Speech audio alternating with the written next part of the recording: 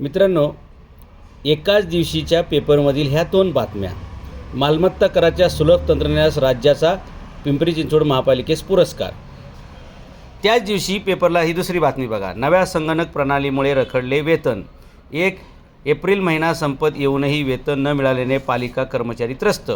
आता हे आपलं स्वतःचं ऊर बडवून घेताना इथल्या आयुक्तांनी 10 लाख रुपयाचं बक्षीस मिळालं, आम्हाला 10 लाख रुपयाचं बक्षीस मिळालं, आम्ही तंत्रज्ञानामध्ये प्रगती केली, झटपट म्हणजे सगळ्यांचे निर्णय, पेपरलेस कारभार आणि सगळं ऑनलाईन करणार असं सगळं सांगून 10 लाख रुपयाचा पुरस्कार घेतला. आणि इथे कर्मचाऱ्यांचे पगार रखल्यामुळे त्यांचे EMI बाउन्स झाले. बऱ्याचशा लोकांना बँकेने भुर्दंड दिला, बऱ्याचशा लोकांना दंड बसलेला आहे. तो दंड 10 लाख रुपयापेक्षा जास्त आहे. आणि मग अशा ह्या पुरस्कारांबद्दल मला असं वाटतं की जसे बाकीचे पुरस्कार लोक विकत घेतात तसं आता शासन दरबारीसुद्धा आता पुरस्कार विकत घेतले जातात की काय, अशा संशयाला जरूर वाव आहे.